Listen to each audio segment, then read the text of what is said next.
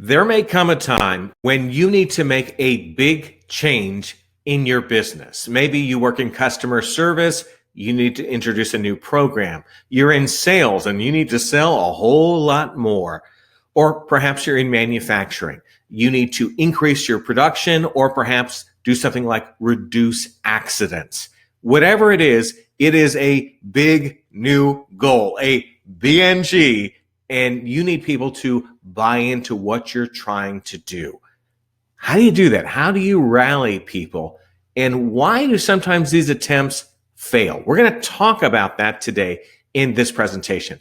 Hi, my name is Ken Okel. I am a professional speaker. I talk to audiences about improving your performance on the job, and I pull from a background that includes broadcast news, hurricane relief, and professional ballet. Now, I know, unusual combination, but in each and every field, I had to perform at a high level every day under pressure.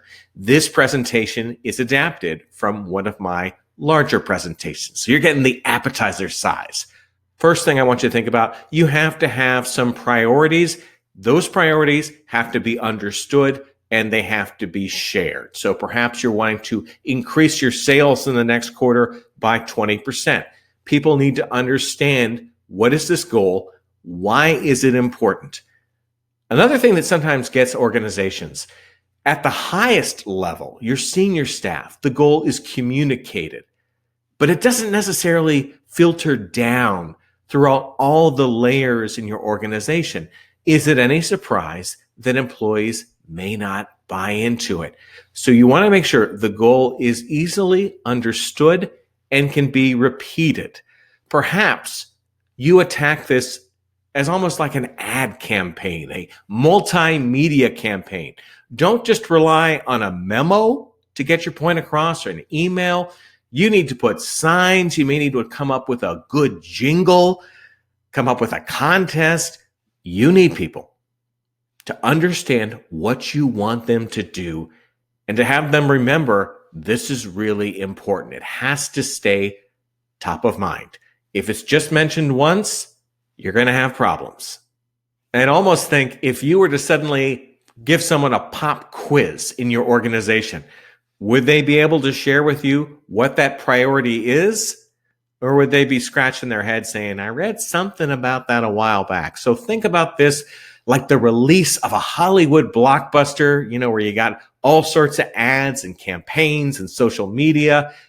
It's very important to make sure you have some urgency. Let me talk to you about how this can manifest. First thing, people need to have some deadlines or milestones as you work toward your goal. It might be a 6-month process. Don't just leave all the progress until the last minute.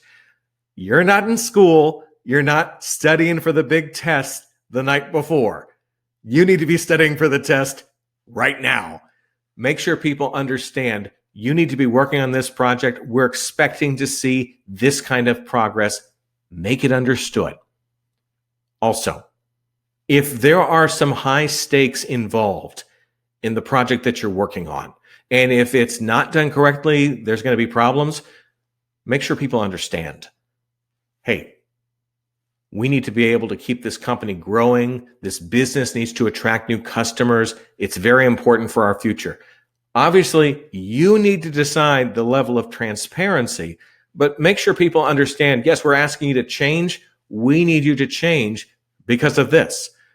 The reason to change can't be that the senior leadership are going to get a big paycheck and they're all going to be able to buy new BMWs. Nothing wrong with buying new BMWs, but for a lot of people, they're going to need some sort of other motivation related to their positions, the growth of their company, some sort of thing that will help them if they have helped everyone. One of the biggest traps for people involves too many priorities. You want to do so many things. You got a lot of things you want to do. I get it. But if you need to make a major change in your organization, you really can only have a handful of big priorities because you want people to be spending most of their time, putting most of their attention into your big project. That means they can't have 15 other priorities. Make sure you go through your organization, work with your senior leadership to really define What are the things that we need to be focusing on? Are there some things that we can push aside, deal with at a later time? Sometimes there are processes, they're kind of fun to do. We like doing them, we enjoy them, but they don't really help the bottom line. This may be a time when you look at them and decide, okay, we either don't need this anymore or we need to not spend a lot of time on it. Or perhaps you set a time limit on certain things. You're not going to spend as much time, so you're able to free up time for the big project. Don't think that everyone can just work harder, stay later. That won't work long term.